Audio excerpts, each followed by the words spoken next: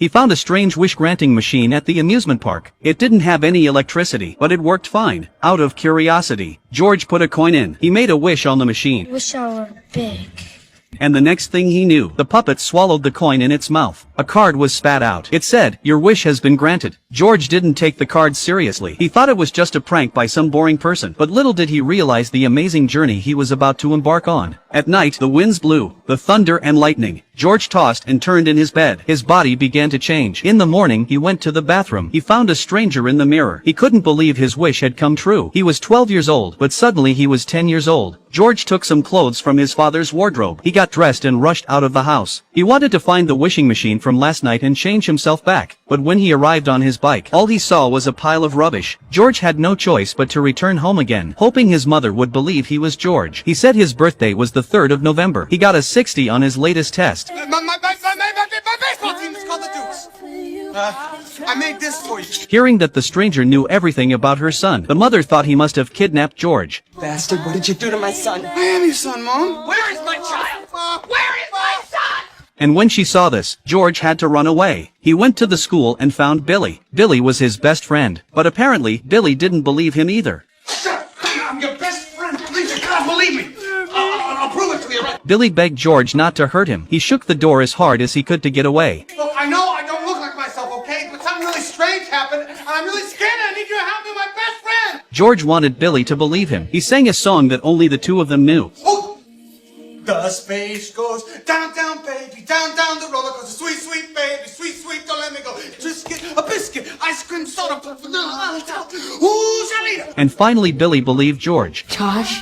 George wanted Billy to help him. Now he didn't know where to go. Billy took a big bag of his father's clothes from his house. They met at an old pipeline. Billy suggested that George go into town. He might find a wishing machine to make him a boy again. Then they went to the station together. Billy gave George all his pocket money. At night they went into the city. Billy took George to a rundown hotel. He told George to stay here for the time being. He had to be home by 10 o'clock. Billy promised George he'd meet him the next morning. Find that Zoltar thing before you're not, okay? Just one night. Alright? Alright. Good.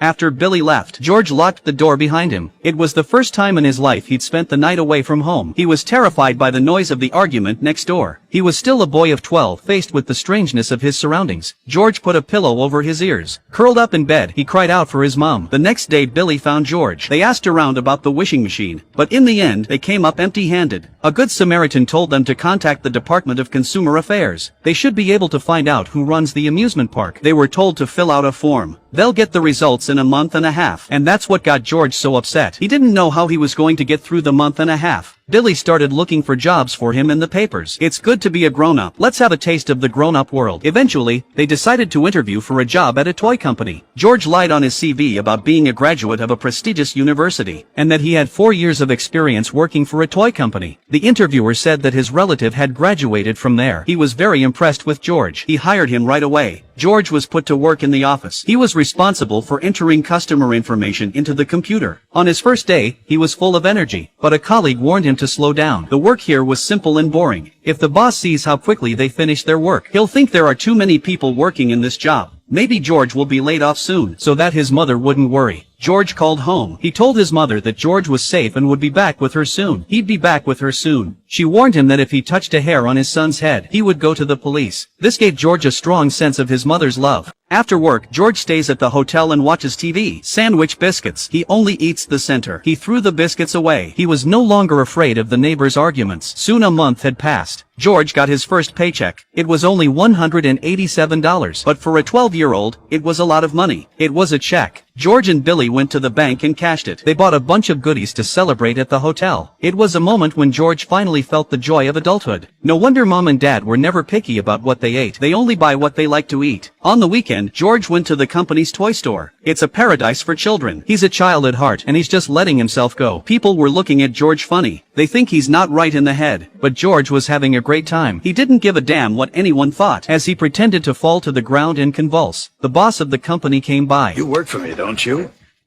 Yes, The owner said he came here every weekend to get feedback from the kids about the toys. That's the kind of data you don't see in marketing reports. They walked and talked. The owner asks George how the toys are. George knows everything about toys. He spoke from his own experience. He went on and on about the shortcomings and weaknesses of the toys. The owner was very impressed with his summary. At that moment, they came to an in-ground piano. George happily played it with his feet. The owner joined in. Customers stopped to watch as the two finished a song together. The onlookers gave them a round of applause. The boss thought George was a rare talent. He was too good to sit in an office and type, so he promoted him to vice president of creative. Every day, his job was to experience the company's products, and then come up with ideas to improve them. George was given his own office, and a secretary to serve him tea and water. Billy was envious of his life. George was on his way to the top. The creative director was not happy about it. He felt threatened by George's promotion.